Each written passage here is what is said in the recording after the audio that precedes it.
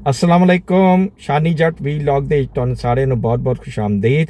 ਮੇਰੀ ਦੁਆ ਹੈ ਕਿ ਤੁਸੀਂ ਜਿੱਥੇ ਵੀ ਆਬਾਦ ਹੋ ਅੱਲਾਹ ਪਾਕ ਤੁਹਾਨੂੰ ਆਪਣੀ ਹਿਫਜ਼ ਅਮਾਨ ਦੇ ਵਿੱਚ ਰੱਖੇ। ਆਮੀਨ ਸੁਮਾ ਆਮੀਨ। ਸਭ ਤੋਂ ਪਹਿਲੇ ਜਲਦੀ ਦੇ ਨਾਲ ਚੈਨਲ ਨੂੰ ਸਬਸਕ੍ਰਾਈਬ ਕਰ ਲਓ, ਉਹਨੂੰ ਲਾਈਕ ਕਰੋ, ਸ਼ੇਅਰ ਕਰੋ ਤੇ ਜਿਹੜਾ ਘੰਟੀ ਦਾ ਨਿਸ਼ਾਨ ਹੈ ਉਹਨੂੰ ਤੁਸੀਂ ਦਬਾ ਦਿਓ ਤਾਂ ਕਿ ਮੇਰਾ ਵੀਲੌਗ ਬਰ ਵਕਤ ਤੁਹਾਡੇ ਤੱਕ ਪਹੁੰਚ ਜਾਏ। ਖਬਰ ਵੱਲ ਆਉਂਦੇ ਹਾਂ। ਸਾਡੇ ਜਿਹੜੇ ਵਜ਼ੀਰ ਦਿਫਾ ਨੇ ख्वाजा मोहम्मद आसिफ साहब, ਉਹਨਾਂ ਦੇ ਟਵੀਟ ਨੂੰ ਲੈ ਕੇ ਬਹੁਤ ਜ਼ਿਆਦਾ ਜਿਹੜਾ ਨਾ ਉਹ ਸ਼ੋਰੋ ਗੋਗਾ ਹੋ ਰਿਹਾ ਪੂਰੇ ਪਾਕਿਸਤਾਨ ਦੇ ਵਿੱਚ। ਤੇ ਤੁਹਾਨੂੰ ਪਤਾ ਹੈ ਕਿ ਪਾਕਿਸਤਾਨ ਦੇ ਵਿੱਚ ਇੱਕ ਐਸਾ ਟੋਲਾ ਵੀ ਮੌਜੂਦ ਹੈ ਕਿ ਜਿਹੜਾ ਪਾਕਿਸਤਾਨ ਦੀ ਖੁਸ਼ਹਾਲੀ, ਪਾਕਿਸਤਾਨ ਦੀ ਤਰੱਕੀ ਨੂੰ ਦੇਖ ਕੇ ਬਿਲਕੁਲ ਵੀ ਖੁਸ਼ ਨਹੀਂ ਹੋ ਰਿਹਾ। ਤੇ ਉਹਨੇ ਬਹੁਤ ਜ਼ਿਆਦਾ ਜਿਹੜਾ ਨਾ ਇਸ ਨੂੰ ਉਛਾਲਿਆ ਹੋਇਆ ਤੇ ਬਹੁਤ ਜ਼ਿਆਦਾ ਸ਼ੋਰ ਪਾ ਰਿਹਾ। ਤੇ ਉਹਦਾ ਤਾਲੁਕ ਇਹ ਜਿਹੜਾ ਟੋਲਾ ਹੈ ਉਹ ਇਸ ਇੰਤਸ਼ਾਰੀ ਪਾਰਟੀ ਦਾ ਨਾਲ ਜਿਹਨੂੰ PTI ਕਹਿੰਦੇ ਨੇ। ਠੀਕ ਹੈ, ਹੁਣ ਉਹਨਾਂ ਨੇ ਜਨਾਬ ਇਹਨਾਂ ਸਾਡੇ ਮੁਖਾਲਫੀਨ ਨੇ ਜਿਹੜੇ ਪਾਕਿਸਤਾਨ ਦੇ ਦੁਸ਼ਮਣ ਨੇ, ਉਹਨਾਂ ਨੇ ਇਹਨੂੰ ਇੰਨਾ ਨਹੀਂ ਉਛਾਲਿਆ ਜਿੰਨਾ ਕਿ ਇਹਨਾਂ PTI ਵਾਲੇ ਨੇ ਉਹਨੂੰ ਇੰਨਾ ਉਛਾਲ ਦਿੱਤਾ ਹੈ। ਜਿਹੜੇ ਯੂਟਿਊਬਰ ਹੈਗੇ ਨੇ PTI ਦੇ, ਵੀਲੌਗਰਸ ਹੈਗੇ ਨੇ ਜਿਹੜੇ ਹਰਾਮ ਖੋਰੀ ਕਰ ਰਹੇ ਨੇ, ਹਰਾਮ ਖਾ ਰਹੇ ਨੇ, ਲੋਕਾਂ ਦੇ ਜ਼ਿਹਨਾਂ ਦੇ ਵਿੱਚ ਨਫ਼ਰਤ ਤੇ ਜ਼ਹਿਰ ਘੋਲਦੇ ਪਏ ਨੇ।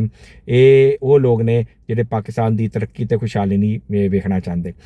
ਮੈਂ ਪਹਿਲੇ ਤੁਹਾਨੂੰ ਟਵੀਟ ਦੱਸ ਦਿਆਂ ख्वाजा मोहम्मद आसिफ ਸਾਹਿਬ ਦਾ ਕਿ ਉਹਨਾਂ ਦਾ ਟਵੀਟ ਕੀ ਸੀ।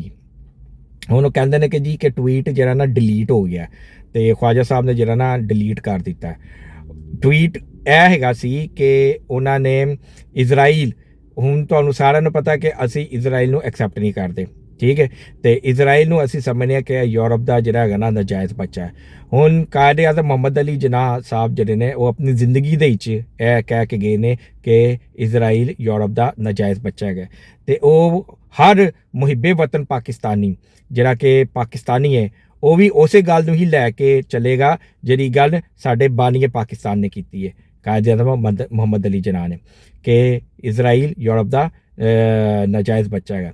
ਤੇ ख्वाजा मोहम्मद आसिफ ਸਾਹਿਬ ਨੇ ਵੀ ਜਿਹੜਾ ਨਾ ਟਵੀਟ ਐਸੇ ਬਾਰੇ 'ਚ ਕੀਤੀ ਹੈ ਕਿ ਇਜ਼ਰਾਈਲ ਜਿਹੜਾ ਹੈ ਨਾ ਉਹ ਯੂਰਪ ਦਾ ਨਾਜਾਇਜ਼ ਬੱਚਾ ਹੈਗਾ ਤੇ ਉਹ ਨਹੀਂ ਚਾਹੁੰਦਾ ਕਿ ਪੂਰੀ ਦੁਨੀਆ ਦੇ ਵਿੱਚ ਅਮਨ ਕਾਇਮ ਹੋਵੇ। ਠੀਕ ਹੈ, ਤੇ ਇਸ ਹਵਾਲੇ ਨਾਲ ख्वाजा ਸਾਹਿਬ ਨੇ ਟਵੀਟ ਕੀਤੀ ਹੈ ਤੇ ਉਹ ਟਵੀਟ ਜਨਾਬ ਇੰਨੀ ਕੁ ਵਾਇਰਲ ਹੋਈ ਹੈ ਕਿ ਚੰਦ ਘੰਟਿਆਂ ਦੇ ਵਿੱਚ ਹੀ ਨਾ ਉਹ ਟਵੀਟ ਜਿਹੜੀ ਨਾ ਕਿ ਤਕਰੀਬਨ 3 ਮਿਲੀਅਨ ਜਿਹੜੇ ਲੋਕ ਨੇ ਨਾ ਉਹਨਾਂ ਨੇ ਉਹਨੂੰ ਵਿਊ ਕੀਤਾ ਤੇ ਕਈ ਹਜ਼ਾਰ ਲਾਈਕਸ ਤੇ ਕਈ ਹਜ਼ਾਰ ਸ਼ੇਅਰਸ ਹੋਏ ਨੇ।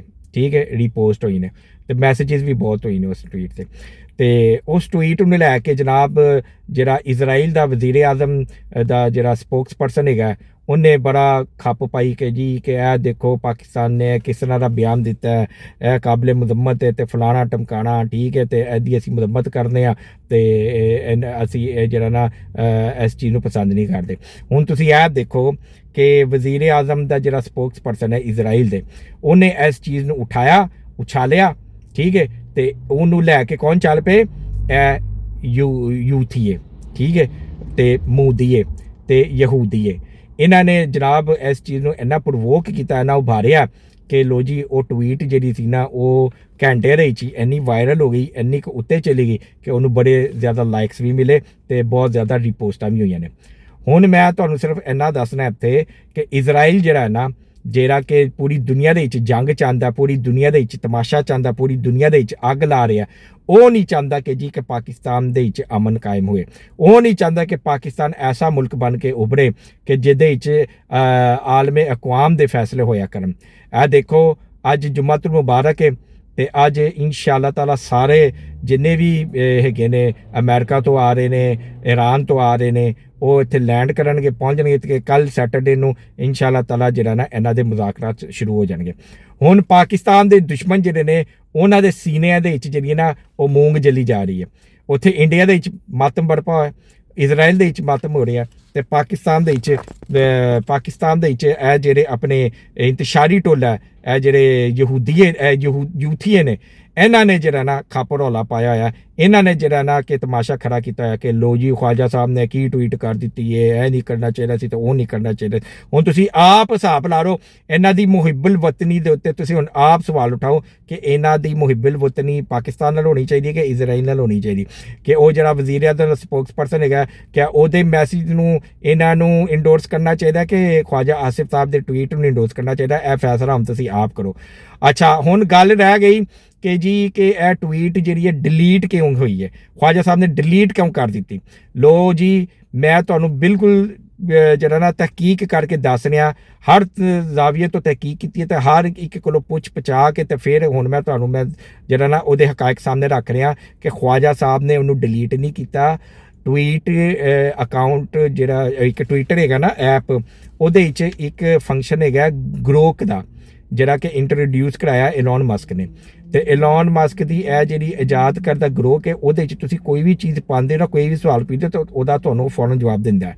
ਤੇ ਇਸ ਟਵੀਟ ਦਾ ਜਦੋਂ ਮੈਂ ਪੁੱਛਿਆ ਨਾ ਗਰੋਕ ਕੋਲ ਕਿ ਬਈ ਕਿ ਇਹ ਟਵੀਟ ਡਿਲੀਟ ਕਿਉਂ ਕੀਤੀ ਗਈ ਹੈ, ਕਿ ਇਹ ਡਿਲੀਟ ਸਹੀ ਸੀ, ਟਵੀਟ ਸਹੀ ਸੀ ਤੇ ਇਹਨੂੰ ਡਿਲੀਟ ਕਰਨਾ ਜਿਹੜਾ ਸੀ ਉਹ ਠੀਕ ਸੀ, ਤੇ ਗਰੋਕ ਨੇ ਅੱਗੋਂ ਮੈਨੂੰ ਜਵਾਬ ਦਿੱਤਾ ਕਿ ਜੀ ਇਹ ਜਿਹੜੀ ਟਵੀਟ ਹੈਗੀ ਸੀ ਜਿਹੜੀ ਖਵਾਜਾ ਸਾਹਿਬ ਨੇ ਕੀਤੀ ਹੈ, ਇਹ ਵਾਇਲੇਟ ਕਰ ਰਹੀ ਸੀ ਸਾਡੇ ਰੂਲਸ ਐਂਡ ਰੈਗੂਲੇਸ਼ਨ ਨੂੰ, ਜਿਹੜਾ ਟਵਿੱਟਰ ਦਾ ਇੱਕ ਰੂਲਸ ਐਂਡ ਰੈਗੂਲੇਸ਼ਨ ਸੈੱਟ ਕੀਤਾ, ਤੇ ਐਸੇ ਗੱਲੋਂ ਇਹ ਟਵੀਟ ਅਸੀਂ ਆਪ ਹਟਾਈਏ।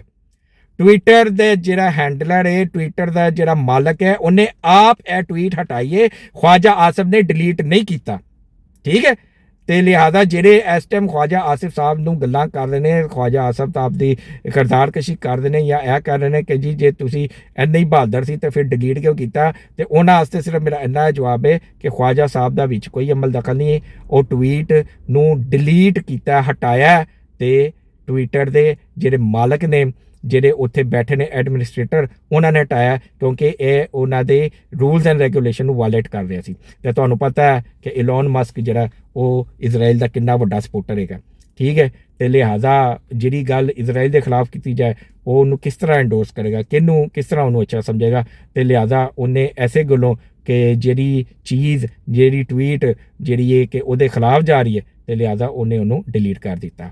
ਤੇ ਸਿਰਫ ਇੰਨਾ ਦੱਸਣਾ ਸੀ ਕਿ ਖਵਾਜਾ ਸਾਹਿਬ ਨੇ ਜਿਹੜੀ ਟਵੀਟ ਕੀਤੀ ਹੈ, ਉਹ ਟਵੀਟ ਤੇ ਉਹ ਹਲੇ ਵੀ ਕਾਇਮ ਨੇ, ਉਹ ਹਲੇ ਵੀ ਉਹ ਆਪਣੀ ਇਸ ਗੱਲ ਤੇ ਕਾਇਮ ਨੇ, ਲੇਕਿਨ ਪੂਰੀ ਦੁਨੀਆ ਕਹਿ ਰਹੀ ਹੈ ਕਿ ਚਲੋ ਜੀ ਮੰਨ ਲਿਆ ਕਿ ਜੀ ਖਵਾਜਾ ਸਾਹਿਬ ਨੇ ਟਵੀਟ ਕੀਤੀ ਹੈ, ਠੀਕ ਹੈ, ਲੇਕਿਨ ਇਹ ਮੌਕਾ ਨਹੀਂ ਸੀ। ਲੇਕਿਨ ਖਵਾਜਾ ਸਾਹਿਬ ਤੁਹਾਨੂੰ ਪਤਾ ਉਹ ਜਿਹੜਾ ਜਜ਼ਬਾਤੀ ਜਿਹਾ ਬੰਦਾ, ਤੇ ਲਿਹਾਜ਼ਾ ਉਹ ਆਪਣੇ ਜਜ਼ਬਾਤ ਦੇ ਉੱਤੇ ਕਾਬੂ ਨਹੀਂ ਰੱਖ ਸਕਿਆ।